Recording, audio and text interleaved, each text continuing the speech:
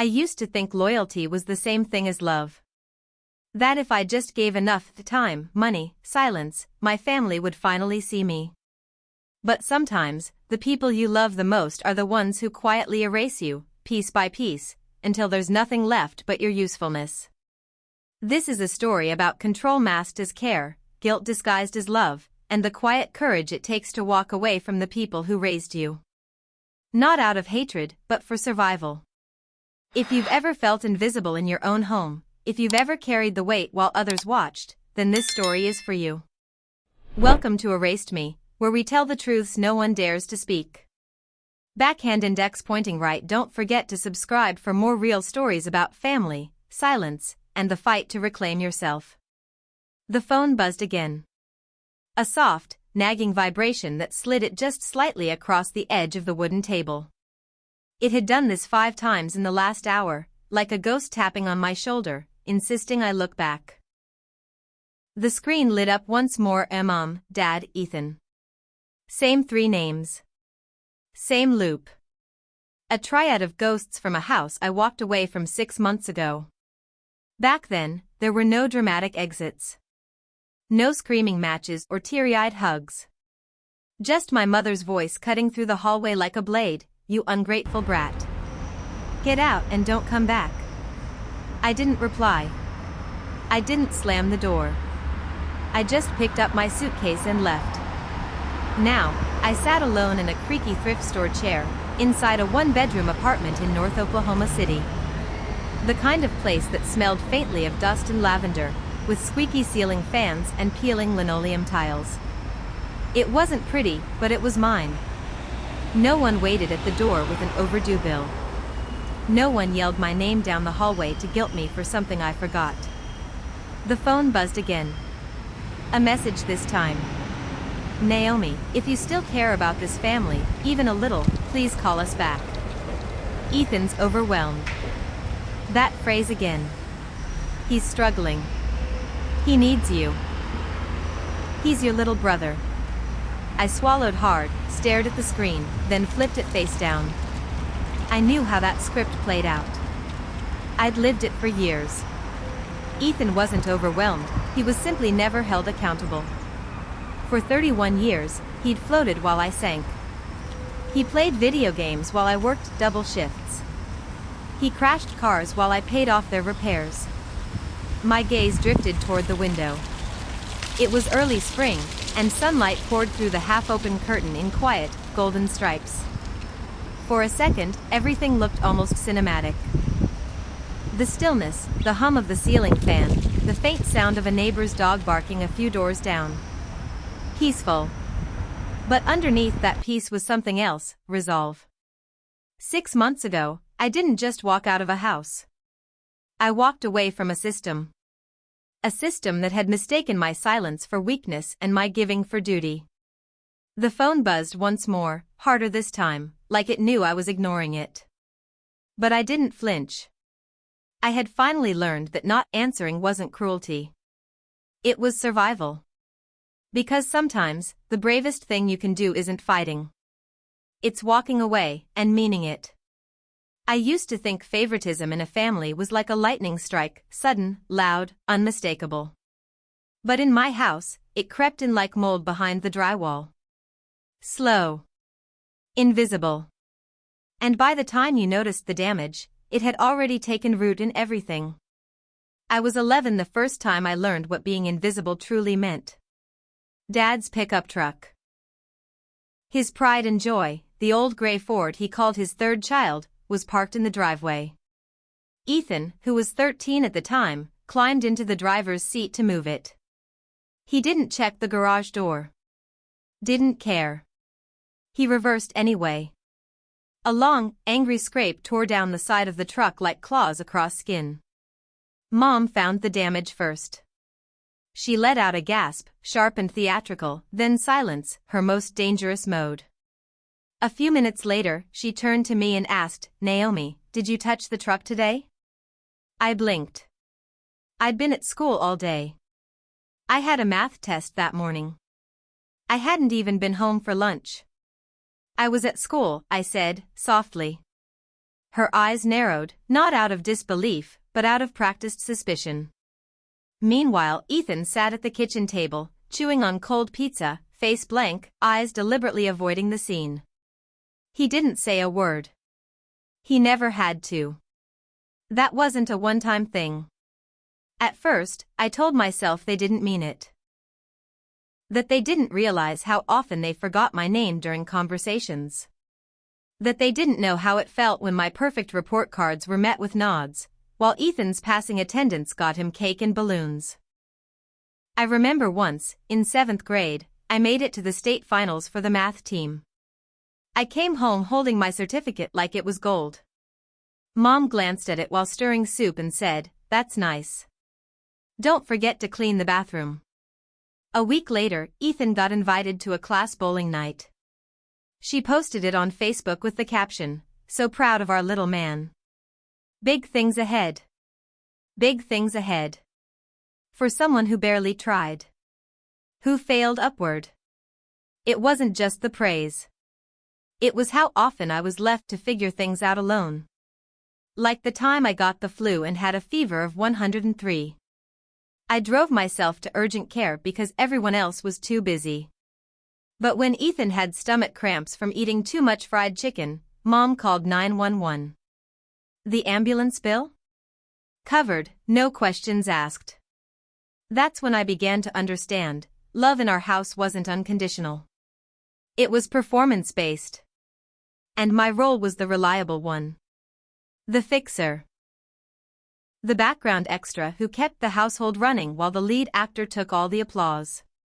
I didn't realize it then, but those years shaped everything.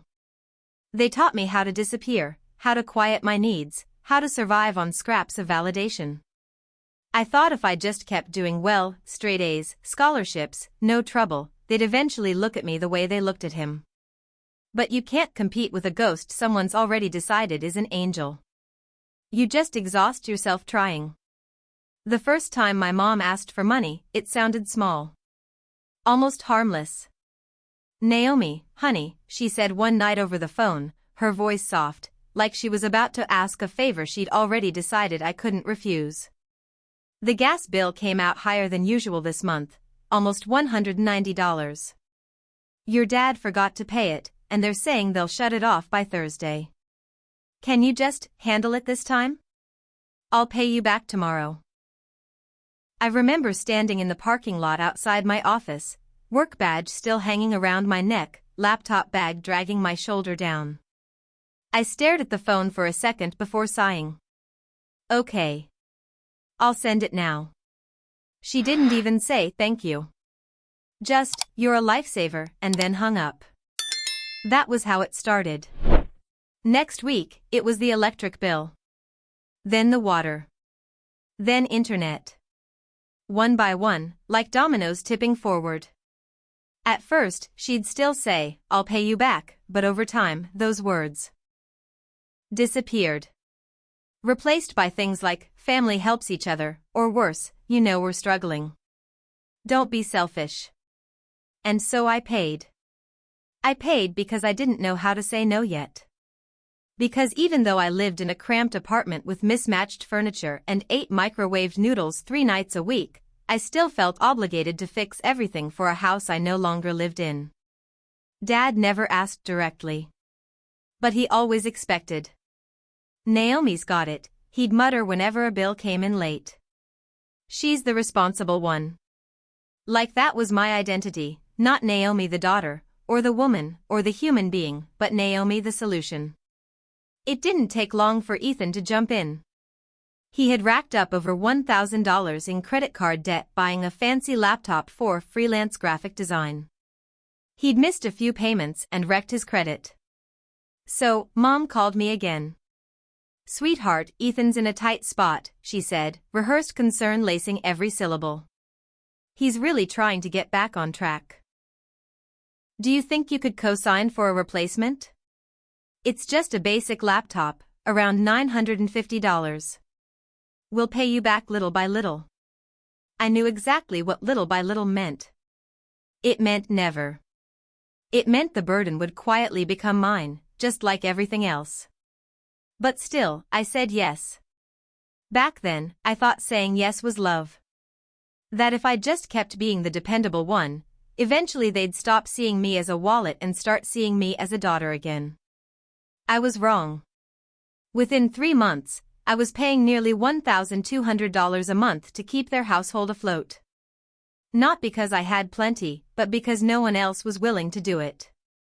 And because every time I hesitated, they made me feel like I was abandoning them.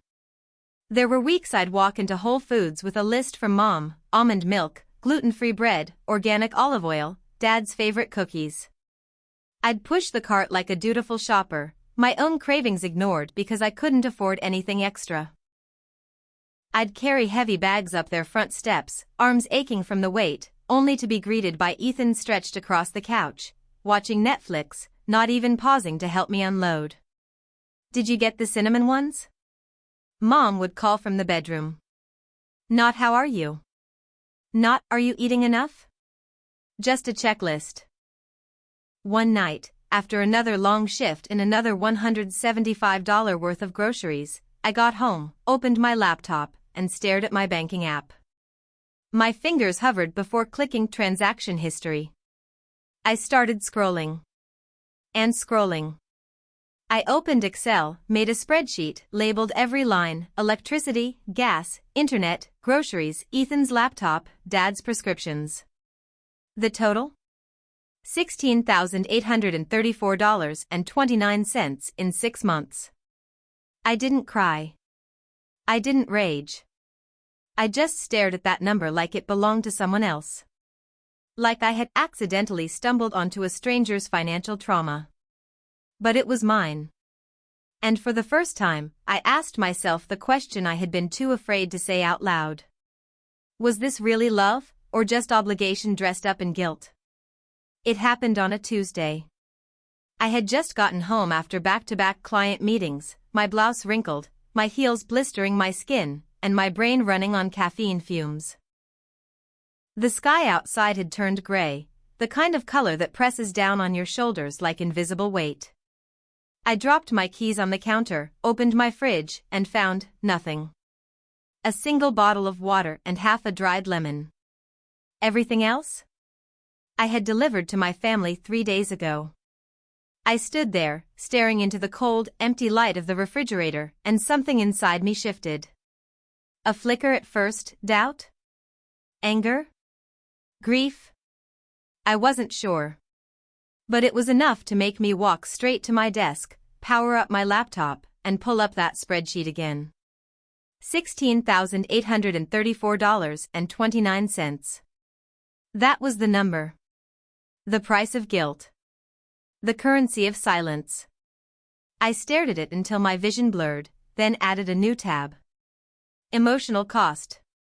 And under it, I wrote words instead of numbers. Missed vacations. Cancelled therapy sessions. Silent birthdays. No calls unless money was involved. No one asked if I had enough. No one asked if I was okay. That night, I made a decision. I wouldn't stop helping cold turkey. I didn't even know how, but I would experiment with something radical: boundaries. It started small. Ethan texted me asking if I could drive him to get his license renewed. I typed out, "Sorry, I can't. I have work that day." Simple. Direct. Not rude. The response came less than a minute later. "Mom. Wow. You've changed. You've become cold, Naomi." "Dad. You need to remember your place." "Ethan. Don't think a little money makes you special." I sat on the edge of my bed, a phone in hand, staring at those words. My place. For years, I thought my place was wherever they needed me: chauffeur, financier, therapist, emotional punching bag. I thought that if I kept giving, they'd eventually see me. Not just as a tool, but as someone worth loving. But now I saw it clearly: my place was conditional. My place existed only as long as I said yes. That realization didn't come with fireworks or some dramatic outburst. It came with a kind of stillness. A heavy, hollow calm. Like the moment before a storm breaks. The next morning, I woke up to 3 missed calls. One from Mom. One from Ethan. One from Dad. I didn't answer. Instead, I took a long shower. I scrubbed off their voices like dirt under my skin. I looked in the mirror and told myself, quietly. You are not their backup plan. It wasn't bravery yet. It was just a whisper. But sometimes, that's how revolutions begin. Not with war cries. But with quiet, steady no's. It was a Saturday evening, just past 6. I was still in my work clothes, creased black slacks, pale blue button-down, a lunchbox I hadn't touched since noon swinging from my wrist. I had barely made it through the week. A surprise client audit, 2 back-to-back presentations, and 4 nights of less than 5 hours of sleep. But I still stopped at the grocery store. Out of habit. Out of guilt. 2 bottles of almond milk. Lean beef. Organic olive oil. Dad's favorite cookies, the cinnamon swirl ones Mom always asked for. I even grabbed some protein bars Ethan liked, though I doubted he'd ever thank me. $175.56. My hands shook slightly as I typed in my PIN. The drive to the old house in East Tulsa took 40 minutes. With every mile, a knot twisted tighter in my stomach. I hadn't been back in months. Not since I'd walked out and dared not to return. The porch light was already on when I pulled up. The front door was slightly ajar, like they'd been waiting. Not in welcome, but in expectation. I pushed the door open with my shoulder, bags rustling against my coat. No one greeted me. Just the muffled sound of a TV show playing in the background. Something loud and vulgar that Ethan always watched. I walked straight to the kitchen. The scent of bleach hit me like a slap. Mom had been cleaning again. Not for sanitation, but to prove control. To prove she still ruled this house. When I turned, she was already standing in the doorway. Arms crossed. Eyes like glass. We need to talk, she said. I didn't even get a breath in before Dad emerged from the stairwell, quiet as a shadow. Ethan lounged on the couch, feet propped on the coffee table, controller in hand, not even pretending to acknowledge me. I just got off work, I said, keeping my tone level. Can I at least take off my shoes? No, Mom snapped. This conversation's overdue. I nodded slowly and set the grocery bags down on the table. Mom's voice sharpened. You have a steady job. A car. Your own apartment. This family is barely hanging on. Your father's exhausted. Ethan is trying his best to find a path. I think it's time you started contributing more. I blinked. More? I've been paying the electricity, water, gas, internet, and part of the mortgage for 2 years. I send over $1,000 a month. Dad stepped forward, face unreadable. We're talking about responsibility, Naomi. That's what family is. Then what's Ethan? I asked, louder than I meant to. A guest with free rent? Ethan looked up. Don't drag me into this, he snapped. I never asked you for anything. If you want to stop paying, then stop. Just don't act like you're doing us favors. A cold laugh escaped my throat. I've given up vacations, dinners, peace of mind, so you could sit there and play Call of Duty in a heated house. Mom slammed her palm on the table. You're selfish. You used to care about us. Now you think you're better than your own family. Dad added, the house is 2 months from foreclosure. Your brother's student loan was denied. I lost my insurance. And here you are, counting receipts like we're a burden. I looked around.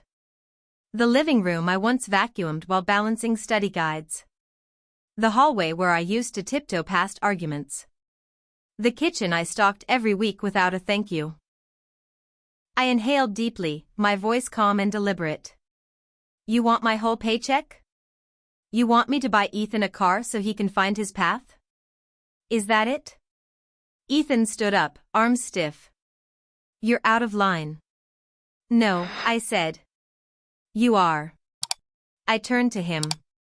You're 31. You don't work. You don't help. You act like my effort is an insult. Silence. Dad adjusted his cap, avoiding my eyes. A real daughter would understand. I felt it then, the quiet fracture. The final split between who they wanted me to be and who I had become. I didn't raise my voice. I didn't cry. I just straightened my spine and whispered. Then this house no longer has a daughter named Naomi. The words floated for a moment, hanging in the still air like smoke. Mom's face paled. Her lips thinned into a line. Get out, she hissed. If you turn your back on us now, don't ever come back. I looked at Dad. Nothing. Ethan? A smirk. I turned and walked to the door. My hand on the knob. The grocery bag still sitting on the counter, forgotten. I opened the door and let the cold wind slap me across the face like a wake-up call. I didn't look back. Not because I was strong. But because for the first time in my life, I didn't owe them an explanation. I didn't slam the door. I didn't scream. I didn't cry. I didn't even flinch when my mother's voice echoed behind me, if you leave now, don't ever come back. I just stepped outside, the cold air brushing my cheeks like winter's breath. I walked to my car with the same slow steadiness I'd used to carry groceries up their porch 100 times. But this time, my hands were empty. I sat behind the wheel for a long moment before turning the key. No music. No tears. Just the quiet whir of the engine and the low hum of the heater. The streetlights cast long shadows across the road, cutting through the darkness like stitches in a wound. I didn't rush. For the first time in years, no one was waiting on me. When I got back to my apartment, the hallway light flickered softly above the door. Inside, it smelled faintly of lavender and lemon dish soap. A candle had burned out on the counter. The place was small, one bedroom, second floor, noisy pipes, but it was mine. Every chipped mug and secondhand throw pillow was mine. I kicked off my shoes, shrugged off my coat, and stood still in the center of the room. There was no judgment in the silence. No demands, no debt, no tension waiting to explode. Just the hum of the fridge and the faint sound of a neighbor's dog barking 2 floors below. My body trembled, not from fear, but from release. My arms hung loose, my jaw unclenched, my shoulders lowered for the first time in what felt like years. I poured a glass of water, sat on the couch, and let myself feel nothing. Not sadness. Not relief. Just space. The kind of emptiness that made room for air. For thought. For peace. I glanced around the apartment. A garage sale coffee table. A monstera plant I'd forgotten to water. A couch with uneven legs. It was all imperfect, but it was real. And it was mine. I opened my laptop, pulled up my spreadsheet, and added a final line beneath the columns of expenses. Final transaction, freedom. Cost, priceless. Then I closed the file. Not just digitally, but emotionally. That night, I slept a full 8 hours. No midnight texts. No urgent Venmo requests. No guilt-laced voicemails. Just the steady rhythm of my heart, finally beating only for me. It started with an envelope. A plain, off-white envelope tucked between grocery store flyers and credit card offers. My name printed in block letters in the bottom corner. The return address? A regional bank. I didn't recognize the account number. I tore it open without thinking. Inside was a third mortgage delinquency notice. Not addressed to me, technically. But it listed the house on Westwood Drive. My childhood home. The place I'd left behind months ago. My mother's name was at the top. Mine was at the bottom, barely there, but enough to tie me to it. I sat down hard on the kitchen chair, fingers numb. The letter said 8 months past due. Final warning before foreclosure proceedings. 8 months. I opened my phone and scrolled through old transactions, each wire transfer I'd made since January. Line after line. Week after week. Gas bill. Water. Mortgage. Mortgage. Mortgage. That meant even while I was still sending money, faithfully, every month, they weren't paying the bank. The air in the room thickened. It wasn't rage, not yet. It was disbelief. That kind of hollow thud you feel in your chest when something clicks into place, but it's the wrong piece. I called Ethan.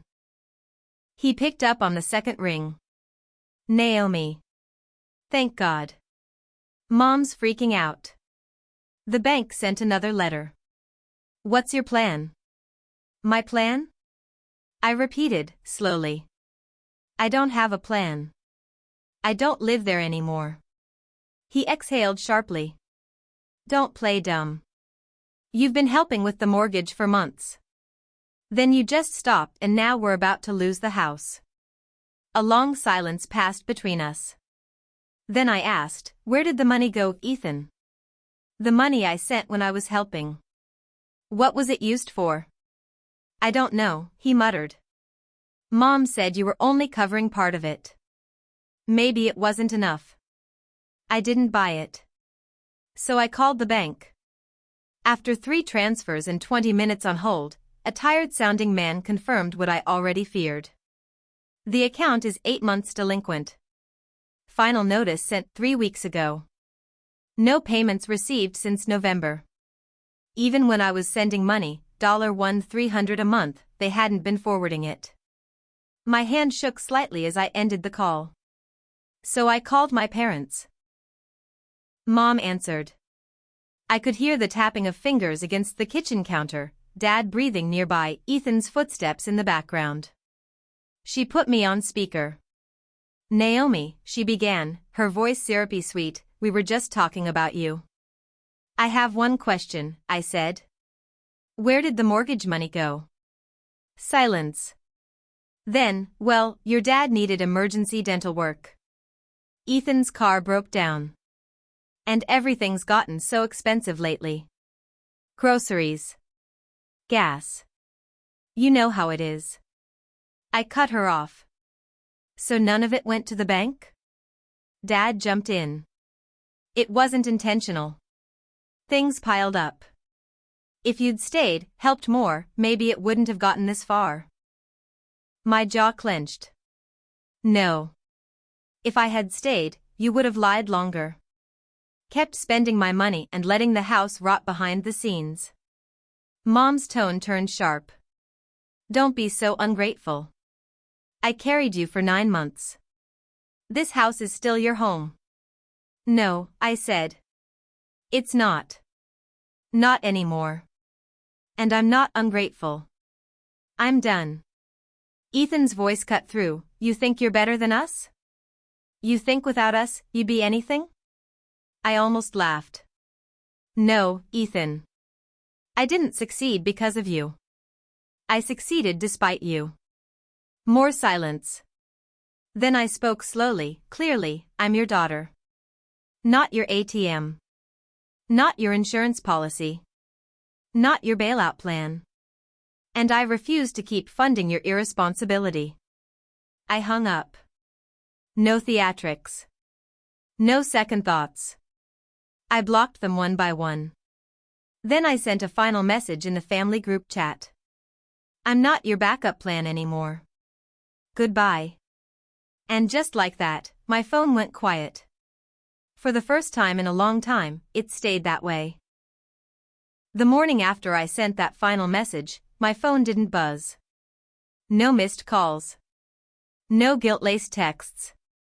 No last-minute pleas or threats about family shame. Just silence. And it was beautiful. I brewed a fresh cup of coffee and sat by the window. The breeze outside still had the edge of early spring, cool and dry, brushing the curtains like a whispered promise. My apartment was quiet, except for the low hum of the refrigerator and the creak of my old bookshelf when the heater kicked on. I didn't feel victorious. I didn't feel triumphant. I just felt still. For the first time in my adult life, I wasn't calculating how much I had left after sending money. I wasn't preparing myself for another call disguised as concern but really just a request. I didn't flinch when I heard a notification chime. Because there weren't any. I opened my budget spreadsheet and added one final note in bold, italic font. Line closed, no further withdrawals. Then I closed the file for good. That weekend, I walked to the local farmer's market, not out of duty, but because I wanted to. I bought tomatoes, rosemary, a small jar of local honey. I picked up a paperback book from a street vendor, one I'd always told myself I didn't have time for. The cover was sun-faded. The story? Pure fiction. Glorious, indulgent fiction. When I got home, I planted a few herbs in mismatched ceramic pots on my balcony: lavender, mint, basil. My hands were covered in soil, and I didn't even care that it got under my nails. For once, mess wasn't a burden. It was a choice. I started doing small things I used to consider luxuries: cooking for myself, lighting candles after sunset, reading in the bath without checking my phone every 10 minutes. And then, one evening, as I washed dishes, I remembered something my mom once said. Family is everything. Back then, I believed her. Now, I understand something deeper. Family is only everything when it doesn't cost you yourself. They used to say I'd regret leaving. That I'd be lost without them. That I'd come crawling back when life got hard. But I didn't regret it. I mourned it, sure. The dream of what a family could have been. The version I kept hoping would show up. But mourning isn't weakness. It's a release. One afternoon, I ran into Macy, a friend from college. We hadn't spoken in years. Over lunch, she tilted her head and smiled. "You look lighter," she said. "Like you finally exhaled." And maybe I had. I wasn't saving anyone anymore. I wasn't proving anything anymore. I was just living. And that, in itself, was enough. In life, the most painful betrayals don't always come from strangers, but from the people we're told to trust unconditionally, our families. Naomi's journey is not just one of escape, it's one of courageous self-liberation. For years, she gave without limits, hoping her loyalty would be seen, her efforts acknowledged. But what she discovered was a hard truth: love, when manipulated, becomes a cage. And silence, when expected, becomes complicity. Naomi didn't walk away out of hatred, she walked away because love without respect is not love at all. She showed us that being loyal does not mean being a martyr, and that true courage isn't always loud. Sometimes, it's choosing peace over chaos, boundaries over guilt, and self-worth over sacrifice. There is dignity in walking away from what harms you, even when it's disguised as home. Speaking the truth, even when it shakes the ground beneath your feet, is an act of bravery. And standing alone, when every voice tells you to fold, is proof of profound inner strength. Naomi's story is a mirror for anyone who's been the giver, the fixer, the one who stays silent to keep the family whole. Her decision teaches us that you don't owe anyone the slow erosion of your soul just to keep them comfortable. That cutting ties with toxic relationships isn't selfish, it's survival. And perhaps the most powerful truth of all is this: you are not required to set yourself on fire to keep others warm.